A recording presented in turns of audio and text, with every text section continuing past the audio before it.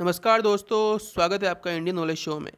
तो दोस्तों, दुनिया भर के जितने भी मिलिट्री एक्सपर्ट्स हैं वो हमेशा से यही कहते हैं कि अगर चीन को काउंटर करना है तो चीन के खिलाफ एक स्ट्रांग मिलिट्री अलायंस बनाना बेहद ही ज़्यादा ज़रूरी है।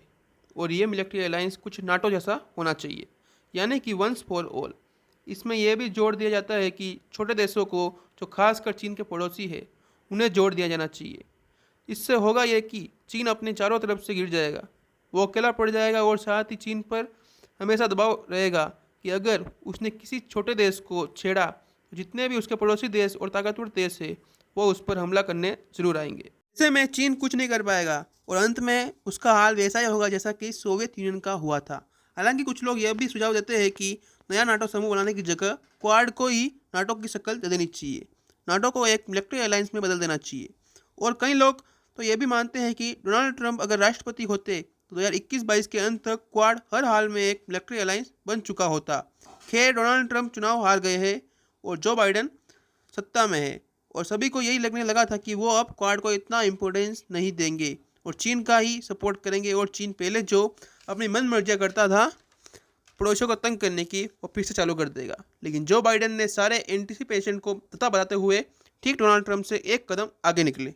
जो बाइडन सत्ता में आते ही क्वाड को लेकर एकदम सीरियस दिखे। उन्होंने क्वाड की पहली लीडर्स मीटिंग भी करवा दी, जो अपने आप में एक बड़ा इवेंट था। और लोगों ने एक बार फिर से आशा जगी है कि क्वाड एक मिलिट्री अलायंस बनकर रहेगा। लेकिन इसी को लेकर भारत के सेना प्रमुख की तरफ से एक बहुत बड़ा बयान निकलकर सामने आया है। इससे भारत की ताकत भी समझ सकते हैं। क्वाड को लेकर भारत के सेना प्रमुख से जब पूछा गया 3 दिन पहले हुए इंटरव्यू में कि क्या क्वाड एक मिलिट्री अलायंस बनेगा, तो उन्होंने कहा क्वाड फिलहाल तो एक मिलिट्री अलायंस नहीं है। क्वाड में मिलिट्री कॉरपोरेशन जरूर होता है, यानी कि देश एक दूसरे के हथियारों में मदद करते हैं, लेकिन नाटो की तरह एक दूसरे के लिए लड़ेंगे नहीं। और इस बयान से आप भारत की रणनीति साफ समझ सकते हैं कि भारत चाहता है कि क्वाड को मिलिट्री अलायंस बनाने की कोशिशें पश्चिमी देशों की तरफ से शुरू की जाए। जो भी कोशिशें शुरू करेगा, सबसे ज़्यादा जिम्मेदारियाँ उसी देश पर आएगी। दूसरा यह है कि भारत चाहता है अभी 2 से लेकर 3 साल जो क्वाड का मिलिट्री अलायंस बनना है वो भी टल जाए। उसका कारण यह है कि भारत अभी देखना चाहता है कि इस पर रशिया का क्या रुख है, क्योंकि रशिया अपनी प्रो चाइना जो रणनीति है क्या उसको आगे बढ़ाएगा। क्योंकि हाल ही में व्लादिमीर पुतिन ने कहा था रशिया और चाइना मिलकर एक मिलिट्री अलायंस बना सकते हैं। और भारत यह जानता है कि अगर ऐसा हुआ तो 2 से लेकर 3 साल के अंदर ही होगा। तो भारत यह चाहता है कि पहले हम रशिया को देख ले, एक बार उसे एनालाइज कर दे और कोशिश करें कि रशिया भारत के पाले में वापस आ जाए। और अगर ऐसा नहीं होता है तो हम क्वाड को नाटो जैसा संगठन बनाने की तरफ आगे तेजी से बढ़ेंगे।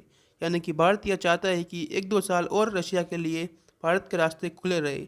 अगर रशिया अपनी रणनीति चेंज करके वापस भारत के पाले में आना चाहे तो रशिया ऐसा कर सके। तो भारत की इस रणनीति पर आपका क्या विचार है, नीचे कमेंट करके जरूर बताइएगा। और हमारे चैनल इंडियन नॉलेज शो को लाइक एंड सब्सक्राइब जरूर करिएगा। Thank you.